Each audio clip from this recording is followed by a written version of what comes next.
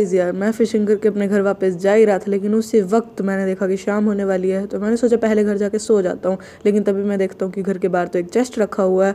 मैंने सबसे पहले आसपास देखा, लेकिन आसपास मुझे कोई भी नहीं दिखा। तो मैंने सोचा कि एक बार इस चेस्ट को खोल के देखता हूँ कि इसके अंदर है क्या। लेकिन मैंने अंदर देखा कि उसके अंदर तो एक बुक पड़ी हुई है। तो मैंने बुक को जल्दी से अपने इन्वेंटरी के अंदर रखा और घर के अंदर चला गया। मैंने सबसे पहले दरवाज़ा बंद किया, फिर अपने रूम की तरफ जाने लगा क्योंकि शाम हो रही थी। तो मैंने सोचा कि पहले सो जाता हूँ और सुबह उठ के ही देखूँगा कि आखिरकार इस बुक के अंदर है क्या। तो मैं अपने रूम की तरफ जाने लगा और जल्दी से रूम के अंदर जाके सो गया। और सुबह उठते ही मैंने सबसे पहला काम यही किया कि मैंने सबसे पहले अपने रूम का दरवाज़ा बंद किया, अपने डॉगीज़ को बाय बोला और घर को अपने डॉगीज़ के हवाले छोड़ के मैं चला गया नीचे वाले फ्लोर पे। और उसके बाद मैं अपनी बुक को रीड करने लगा। और बुक को रीड करते टाइम मैंने पढ़ा कि उसके अंदर लिखा है कि मेरे पास एक मौका है एक स्टैक डायमंड को कमाने का। उसके लिए मुझे सिर्फ एक काम करना है और वो है कि एक आदमी है, उसके घर जो है वो पूरा ज़ॉम्बीज़ के साथ भर चुका है। तो मुझे सिर्फ उसके घर में जाके उन सारे ज़ॉम्बीज़ को मारना है, जिसके बाद वो मुझे 64 डायमंड का स्टैक एज अ रिवॉर्ड दे देगा। तो मैंने बोला कि ठीक है, कोई बात नहीं, मैं ये छोटा सा काम तो कर ही सकता हूँ।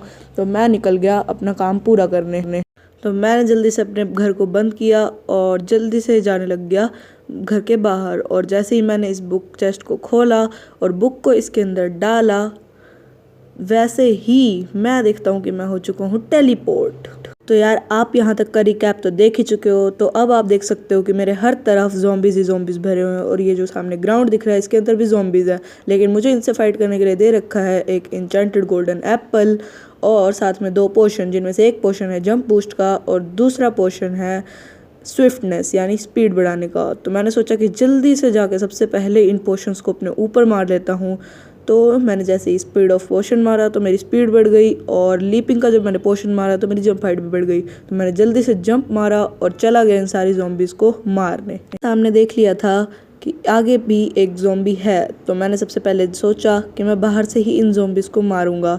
और अभी मैं जा रहा हूँ इन सभी ज़ॉम्बीज़ को मारने।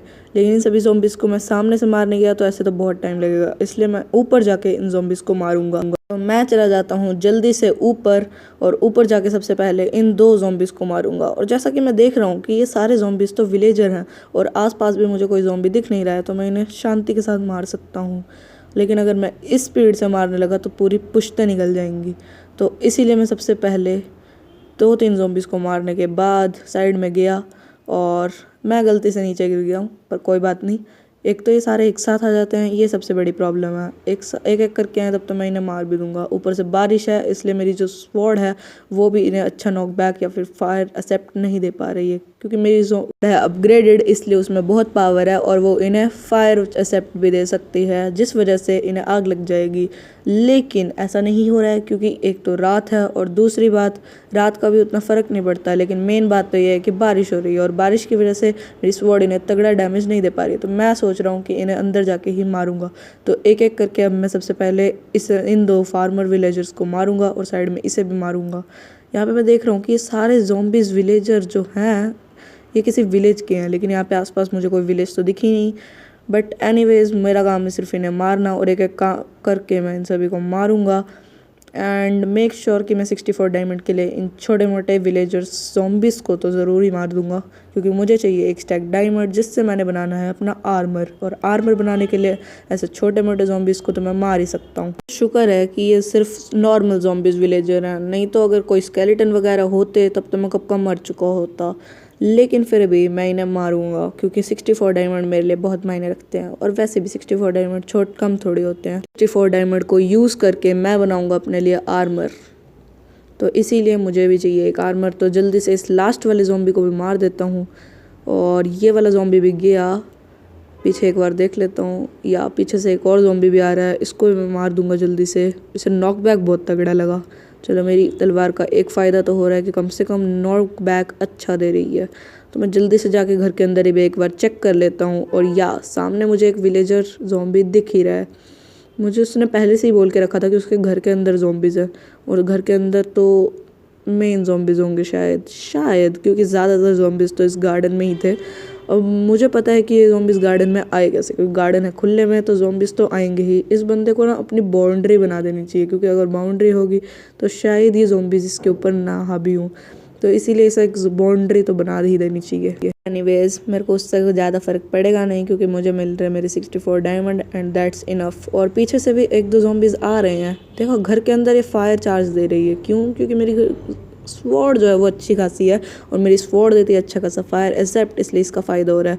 एक ज़ॉम्बी विलेजर तो घर के अंदर भी है, तो आसपास देखने से मेरे को लग रहा है कि सारे ज़ॉम्बीज़ ख़त्म हो गए। आई थिंक ये लास्ट वन वाला है और जल्दी से मैं इसे ख़त्म करके अपना रिवॉर्ड लेना चाहता हूँ।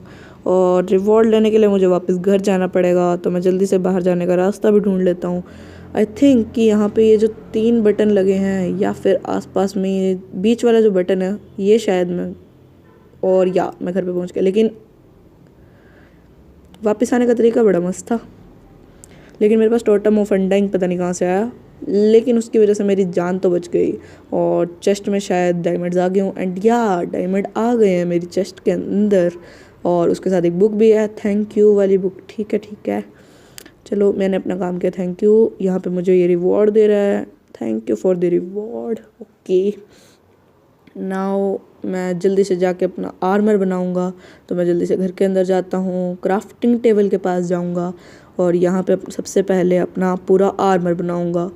तो यहाँ पे मैं देख रहा हूँ कि सारे आर्मर हैं, तो सबसे पहले मैं एक ही काम करने वाला हूँ कि एक एक करके पूरा आर्मर बनाऊंगा।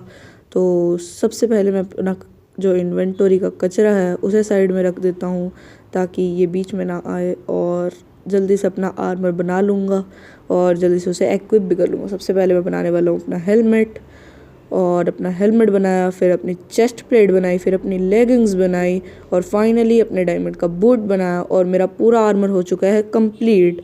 तो गाइज यार इसी के साथ आज की ये वीडियो ख़त्म होती है। Hope you enjoyed. मिलता हूँ नेक्स्ट वीडियो के अंदर, टिल देन के लिए बाय बाय।